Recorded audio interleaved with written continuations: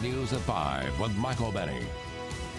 Breaking now live at Syracuse Police Headquarters, where we anticipate in the next 15 minutes the chief of police will announce a man is now under arrest in the shooting death of a 12-year-old boy. When this gets underway, you will see it live here on CBS5 News. Hello, everyone. As police are about to, in just a few minutes, reveal new breaking information, there are serious allegations coming from people who live near the crime scene that the boy who was killed this week pulled a gun on two people in separate incidents in recent days. James Springer III was taken to St. Joseph's Hospital in a private vehicle after he was shot in the stomach at about 9:30 Wednesday night. He was then rushed to University Hospital, where doctors tried but could not save him. The shooting happened in an area off Park Street at East Division and John Streets on the city's north side. Springer's 33-year-old stepmother was also grazed by one of the bullets. And just in, funeral arrangements for the young victim are now made. Calling hours will be Monday from 4 to 8 at the Delaney Graybill Arden Funeral Home in East Syracuse. The funeral will be Tuesday morning at 9 o'clock. And once again, if you're just joining us, we are standing by for a breaking update on the high-profile crime that has really dominated Syracuse area news for at least the second half of this work week. The shooting death of a 12-year-old boy, James Springer. Police are about to reveal an arrest, and you'll see it happen live right here on CBS 5 News. Well, temperatures have been cool enough today, or you might even say chilly enough today, with a west to northwest wind flow. As expected, we've been dealing with lake effect scattered rain showers and sprinkles. We still got some of that going on right now. Here's a look at triple Doppler radar brought to you by Falso Service Experts, especially from the Syracuse area and the Mohawk Valley northbound with that west to northwest wind, a scattering of lake effect rain showers and sprinkles. That'll be the case for this evening. And you can see current temperature readings much more like the middle of fall, mid-40s to near 50 degrees. So our evening planner for you, going to be out and about on your Friday evening. Wouldn't hurt. Be prepared for some scattered lake effect rain showers and sprinkles and temperatures in the 40s. My full weekend forecast is coming up. Thanks, Wayne. Just after 5, here are the top 5 stories on CBS 5 News. This is something that's much larger than our small community, and it's important that everybody that's been affected by it has some place to go to reflect. The owners of the country store near where 20 people were killed in a limo crash in Schoharie have now developed a memorial fund. The Apple Barrel Country Store's owners say the Reflections Memorial Foundation has been created to accept donations that will go towards building a permanent memorial to the people who died there. Loved ones are coming together to honor the victims of the limo disaster. Calling hours held today in Amsterdam for the 4 King sisters and 3 of their husbands and 1 brother-in-law. The funerals will be tomorrow. Today we learned one of those sisters, Abby King, graduated from SUNY Cortland in 2007. That school now offering counseling services to those who might need to talk about it in Van Hosen Hall. A $2,500 reward now being offered for information that leads to an arrest and conviction for whoever did this to a severely neglected dog in Syracuse. The Cuse Pit Crew says Mavis was found terribly emaciated on Ryder Avenue on the west side last week. She was brought to the DeWitt Animal Hospital, where we're told she is now recovering. This hurricane was an absolute monster, and the damage left in its wake is still yet to be fully understood. The governor of Florida says parts of that state have damage that is unimaginable after Hurricane Michael. The number of people killed climbed to 13 earlier today. More than 1 million people are still without power as rescue teams continue to search through rubble and debris. Investigators say a house fire in Delphi Falls appears to be an accident. Multiple fire agencies responded to the scene at about noon on Delphi Falls Road, just outside Cazenovia. One person escaped the house safely. Authorities say a car, lawnmower, and a propane tank in the garage all exploded as they were arriving. Officials are looking for a dog, and it's unclear if that animal was inside at the time of the fire or if it ran away afterwards. Right now, we're tracking a major breaking development in a case that brought a new scar to Syracuse this week. The shooting death of a 12-year-old boy on the north side. We expect police to announce an arrest very soon. Let's get the facts first on CBS 5 News at 5 o'clock. James Springer III was taken to St. Joseph's Hospital first after he was shot in the stomach Wednesday night. Then he was rushed to University Hospital, where doctors tried to save his life, but he died several hours later. The crime happened on Syracuse's north side in front of a home on John Street near the intersection with Park Street.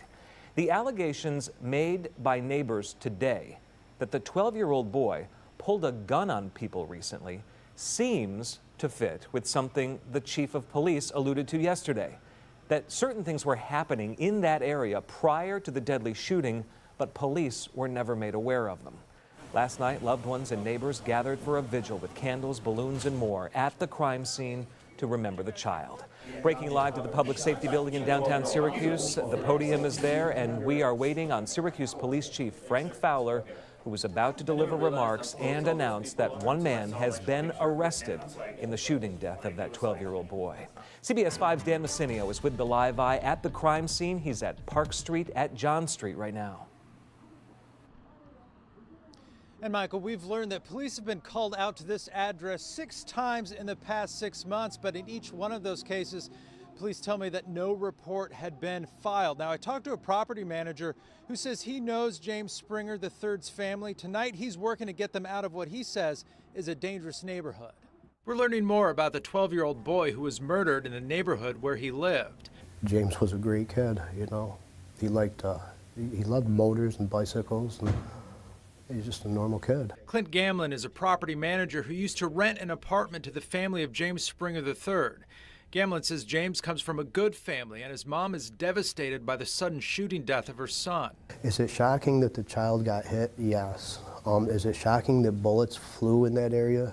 Absolutely not. It's almost a weekly event. Gamlin says the north side has been violent for years and the building where James lived has been hit with bullets before. He reports the area has been the target of criminal activity. It's romanticized, you know, they want to be like Little Chicago. They like that. These are the people that we should be targeting and taking off the streets. Gamlin says there is no easy solution to end the violence, but he does point to improvements the city has made, like tearing down several dilapidated homes. He says a stronger police presence would also help a lot. It's a process. It's not going to happen overnight. I think, of course, that catching these assailants is definitely going to, you know, make the community a lot more at ease. Gamlin says he's planning on starting a GoFundMe page for James Springer's family. He would like to raise enough money, he says, to get them out of this neighborhood into another place so they could begin to heal. Reporting live in Syracuse, I'm Dan Messinio. And we're just a couple of minutes away from hearing from the police chief. Dan, thank you. This is a breaking update right now on the CNY Central mobile app, which you can download for free on any smartphone. Happening now, a glimpse into the college hoop season. Fans will fill the dome tonight for a chance to see the Orange men's and women's basketball teams for the very first time ahead of a brand new season. CBS5 Sports Director Nico Tamurian is with the Live Eye at the Mello Center. He's already got an up-close look.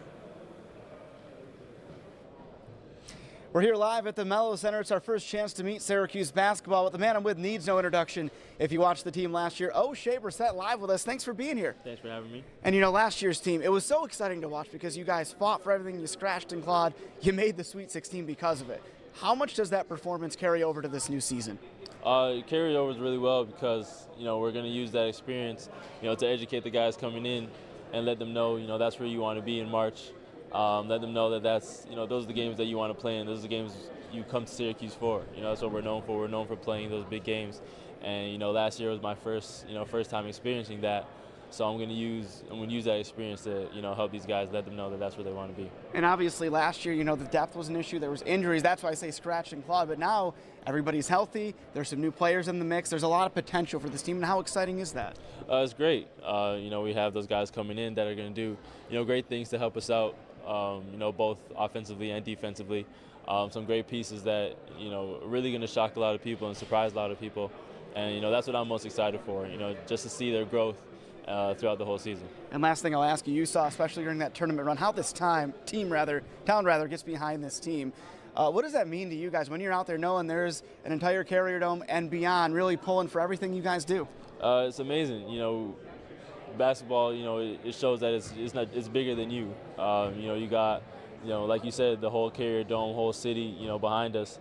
And, that's why we play these games. We play with so much, in our heart, not just what's going on the court, but we know there's, people that really love the school and love what we're doing. And, that's why we go out there and fight every night. O'Shea Brissett, thank you so much for the time. Best of luck this season. First exhibition game 2 weeks from yesterday, so basketball is almost here. Live at the Mello Center, I'm Nico Tamurian. Nico, thank you. Breaking live back to Syracuse Police Headquarters. We're standing by for the chief to give us a new update on the murder of a 12-year-old boy. There has been an arrest. You'll see the news conference live here on CBS 5 News at 5 o'clock, and we'll be right back.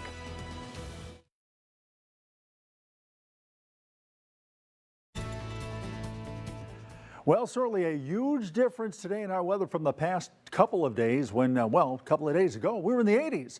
And of course, today, now we're into the air that's chilly enough with a west to northwest wind, producing lake effect cloudiness, lake effect rain showers, lake effect sprinkles around here and there. And we're not done with that yet. The pattern has certainly changed overall, and at least for the foreseeable future. Here's a look at what's going on with triple Doppler radar, brought to you by Falso Service Experts. We've got this chilly air with a general west to northwest wind flow producing these scattered, generally light lake effect rain showers and sprinkles around.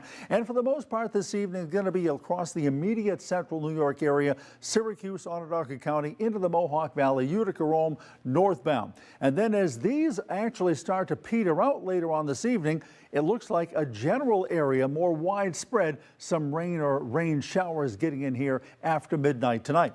So here are your hour by hour temperatures for you. Heading out and about this evening, be aware, not only could you need the umbrella once in a while, but you may also want to bundle up because it's going to be a little chilly. Temperatures in the 40s, slowly dropping back at 6 o'clock, 7 o'clock, 8 o'clock. We're 47 down to 43 degrees by about 4 o'clock tomorrow morning.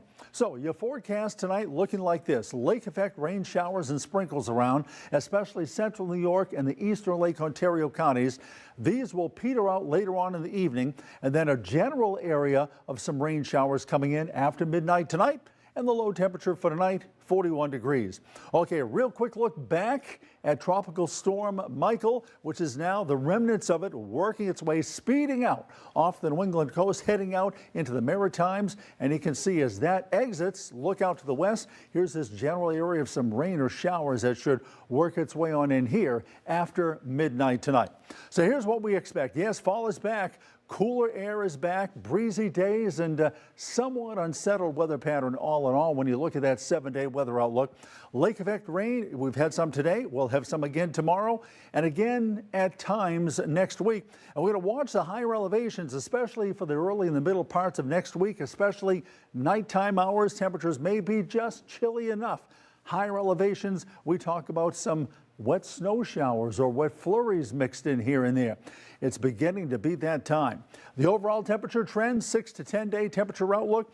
We talked about this yesterday, completely opposite, a complete 180 from what it's been over the past couple of weeks, where the past couple of weeks it's been cooler than normal out west. It's been warmer out here in the east, and now it is totally flipped around. That's that overall weather pattern change.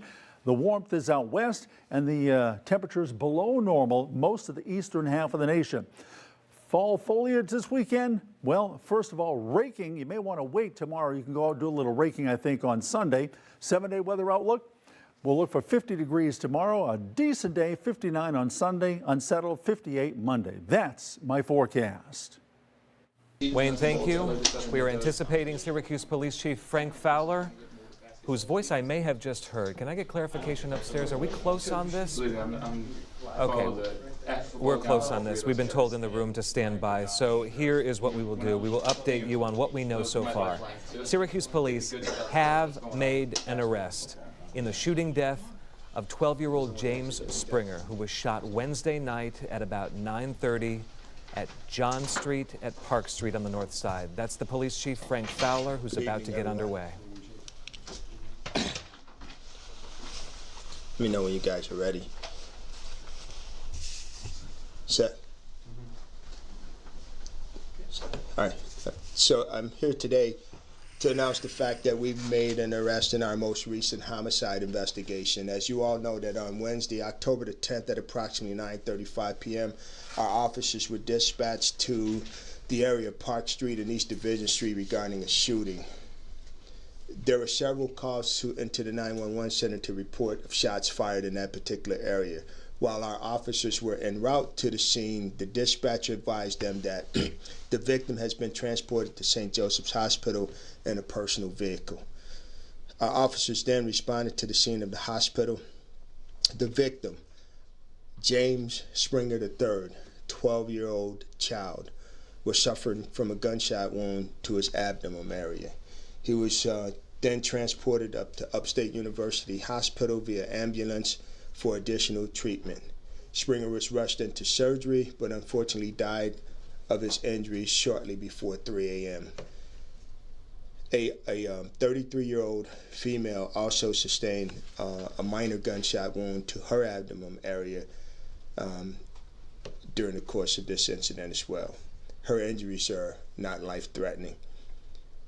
An investigation was conducted by the members of the Syracuse Police Department's Criminal Investigation Division, which consisted of several interviews, the recovery of evidence, and utilizing various cops cameras and other surveillance cameras from throughout the city. And on October the 12th, today's date, our detectives arrested and charged Alberto Pinay, 22 years of age, with the murder in the second degree, an attempted murder in the second degree, and criminal possession of a weapon in the second degree for murdering this child. Pinay is currently lodged in the Justice Center, where he will be arraigned at some point, perhaps this evening or at some point tomorrow. I'll give you the spelling of the suspect's name. His first name is spelled Alberto. Middle initials E as in Edwards. Last name is spelled Pinet. Again, he's 22 years of age, and his address is 411 Carbon Street, apartment number 2. What are your questions regarding this murder of this child? Was his shooting, his shot, intended for the 12-year-old? It appears as though it was not intended for the 12-year-old. So who was his target, do you know? We do know who his target was. His target was someone that resided in the area and happened to be in close proximity to the 12-year-old's home at the time when the shots rang out. Was that target by chance a family member of Springer? It was not a family member of Springer. Chief, Michael Benny is back in the studio, but he has 2 questions for you. Sure. Yesterday it was clear you and the mayor and the superintendent were very upset by what you had to announce. What can you say about your detectives who worked this case and others involving young suspects and victims and their emotions on it? Yeah, you know, this is a child. This is a 12-year-old child, folks. And it becomes an emotional time for all of us, because when you look into, when you see this child and you know that the life has been taken away from this child that didn't have an opportunity to do the things that normal 12-year-olds or 13-year-olds or 14-year-olds or even us adults will have an opportunity to do, it's different. And so, yeah, it becomes an emotionally challenging time for us all.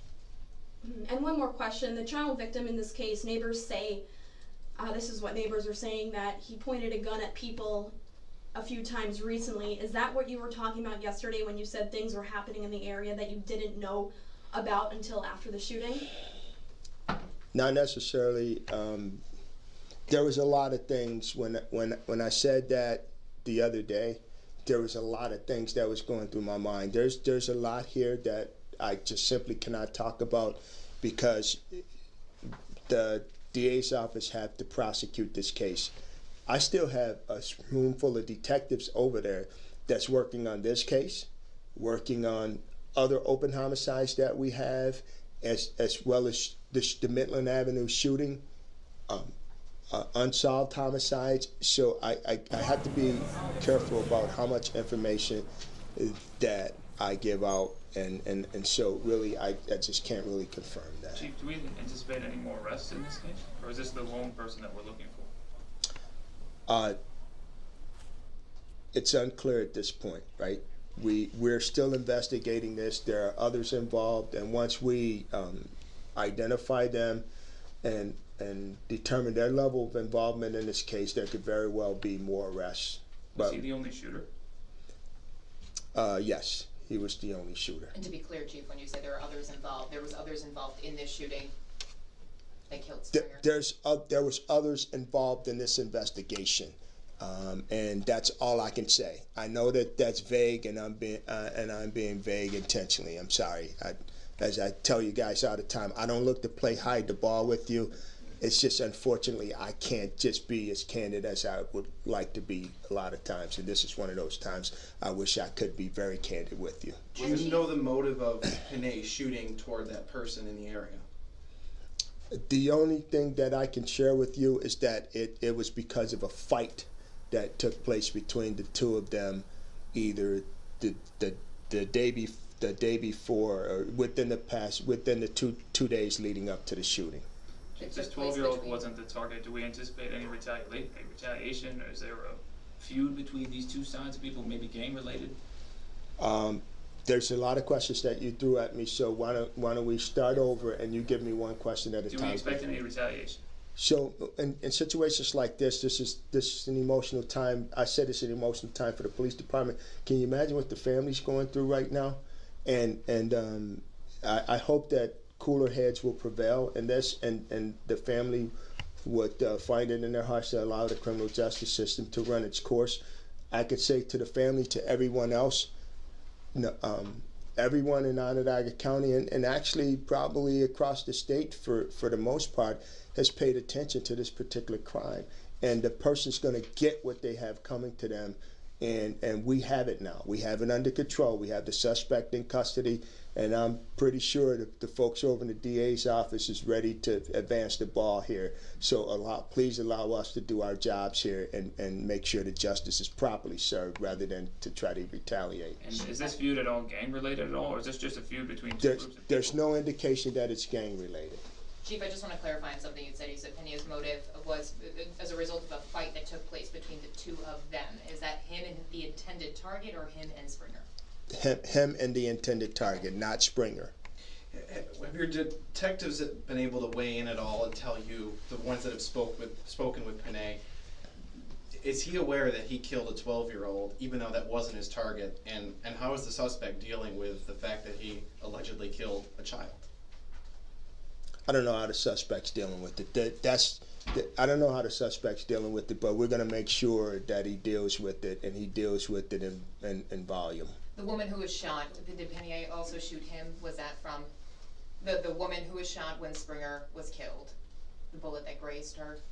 Was Panay also responsible for that? Yes, that's where the second charge stems from, the attempted murder in the second degree. Was she Springer's stepmother?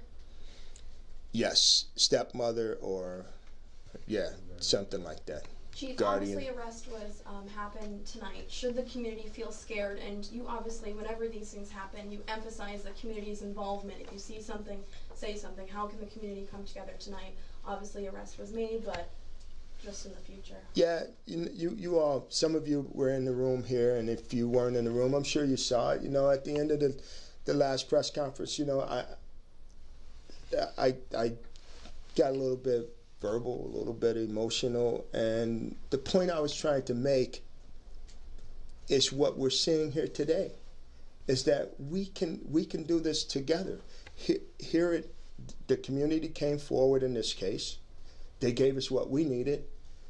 Our talented folks here at 511 South State Street, Syracuse Police Department, stepped up and did what we do best, what we're good at. Not bragging, it happens to be the truth.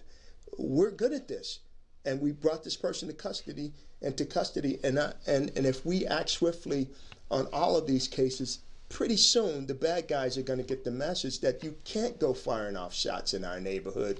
If you do, then everyone's going to step up and hold you accountable for it. That was the message that I wanted to convey, that I know our community is capable of delivering this message. We've delivered this message this afternoon, that we're capable of doing this. This is what has happened in this case, and there's other pending cases out there. I know I mentioned a few earlier.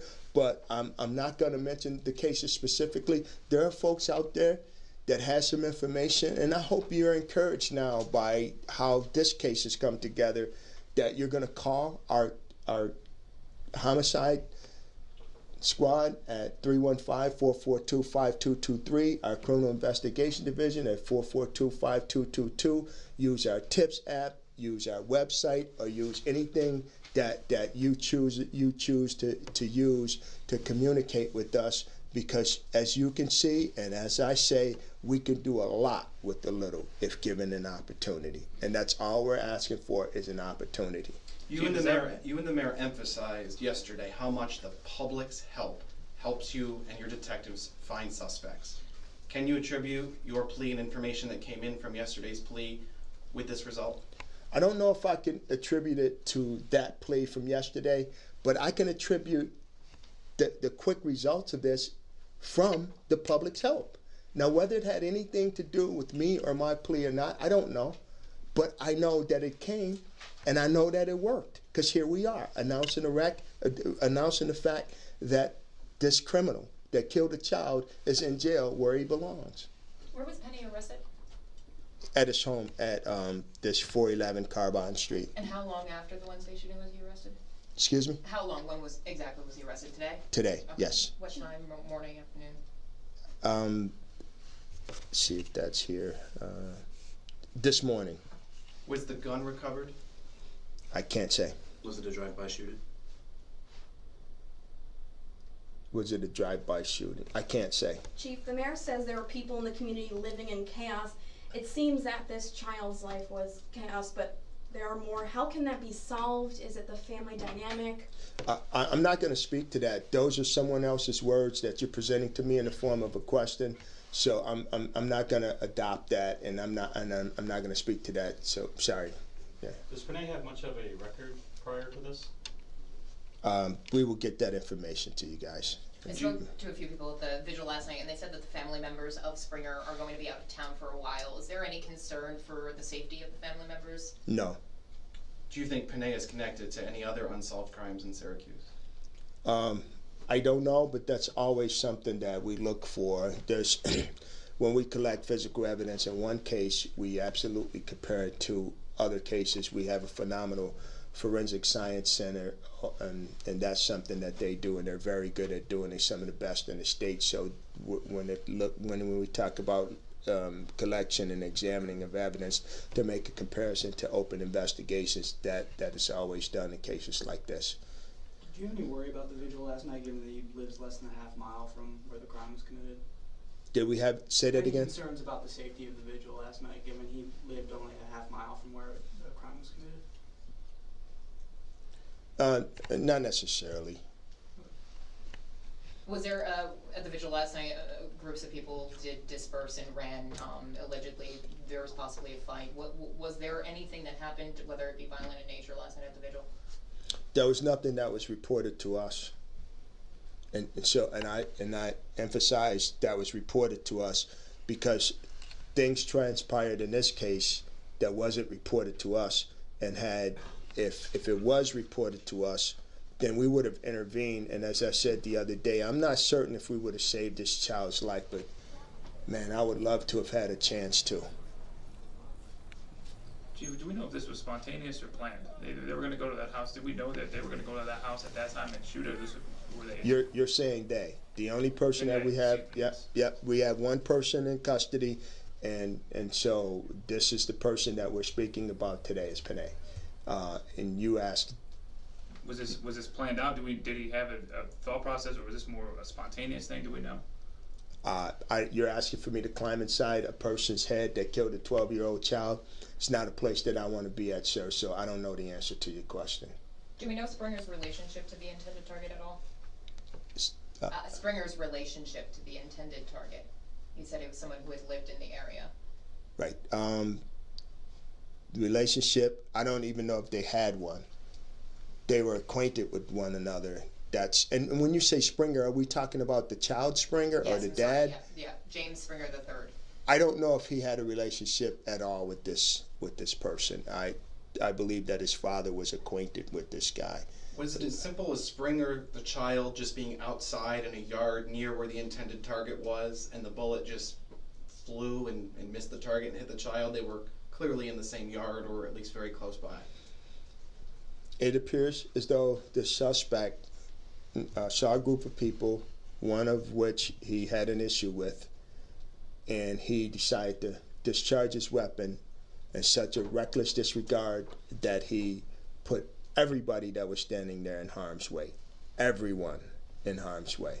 He struck 2 people, and he's being charged with striking 2 people. How many gunshots did he fire? Don't know. We don't know for certain. We have an idea, but that's not something that it's still part of our ongoing investigation. It was several, though, right? Is that safe to say? Multiple shots were fired, yes. Do we know how many people in that group of people that he fired at, how many people were there at that time? We have an idea as to how many people were there. However, that's not a number I'm going to throw out because we're still looking for witnesses to come forward. And if it turns out that we've accounted for 6 people and there was a 7th person there, I don't want to give out any false information here and run the risk of missing the witness. I heard that people outside were at a birthday party or an event. Is that true, or what were they out there? I don't know why they were outside. It doesn't matter why they were outside. They didn't deserve to get shot at. Can you tell us the type of gun that was used? A handgun. That's all I could tell you.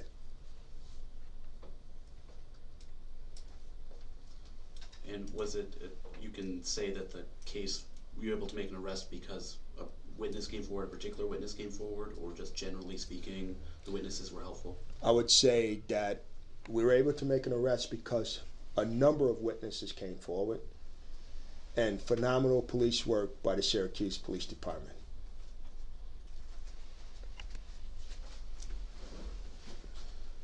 Okay, that's Syracuse Police Chief Frank Fowler wrapping up a news conference announcing the arrest of a 22-year-old man who lives in the city of Syracuse, Alberto Panay, for the shooting death of 12-year-old James Springer. He says the suspect saw a group of people just off Park Street at John Street on Wednesday night. One person in that group is somebody he had beef with. He started shooting several shots, putting all of the people in danger, but no one in more danger than the 12-year-old boy who was shot and killed that night. Much more on this breaking news as we continue here on CBS 5.